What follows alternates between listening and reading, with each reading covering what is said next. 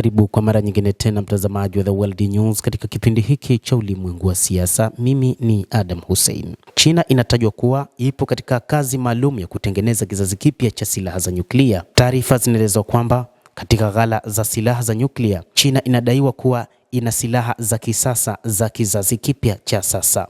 Mashirika ya kijasusi ya Marekani yanaamini kuwa China inaunda kizazi kipya cha silaha za nyuklia na tayari imefanya angalau jaribio moja kama sehemu ya mchakato wa kuboresha silaha zake za nyuklia.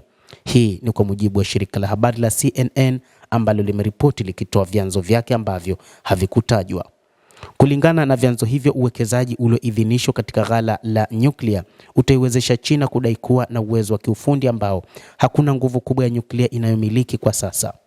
China ilifanya jaribio la nyuklia kwa siri mnamo Juni mwaka 2020 katika kituo cha Lop Nur kaskazini magharibi mwa nchi, licha ya kusitishwa kwa shughuli kama hiyo ambayo imekuwapo tangu mwaka 1996 na ilikuwa inapanga kufanya zaidi katika siku zijazo, kulingana na vyanzo na taarifa za hivi karibuni kutoka kwa maafisa wa Amerika.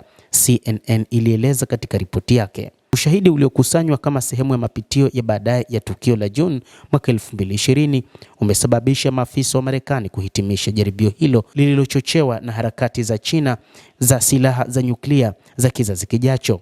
Shirika la utangazaji la Marekani liliendelea kunukuu vyanzo vinavyofahamu hali hiyo. Hiyo ni pamoja na juhudi za kuunda mifumo ya ziada ya silaha inayoweza kutoa vichwa vingi vya nyuklia kutoka kwa kombora moja. China pia inaonekana imetengeneza silaha za nyuklia zenye mavuno kidogo, kitu ambacho nchi haijawahi kutoa hapo awali, CNN iliongeza.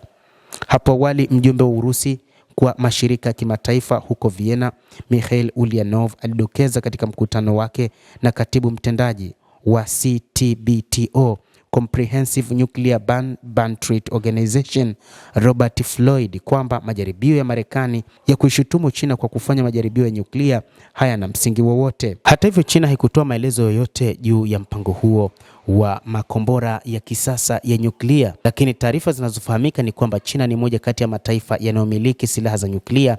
Lakini juu ya mpango wa sasa ulioelezwa na shirika la habari la CNN, China haikutoa maelezo yoyote mpaka wakati huu. Mtazamaji, endelea kutufuatilia, lakini ni kusihi usisahau kulike, usisahau kucomment, kadhalika kusubscribe channel yetu hii kupata habari hizi kwa mapana kupitia The World News. Naitwa Adam Hussein, endelea kuwa nasi wakati wote, endelea kutufuatilia ujue mengi yanayojiri katika ulimwengu kupitia The World News.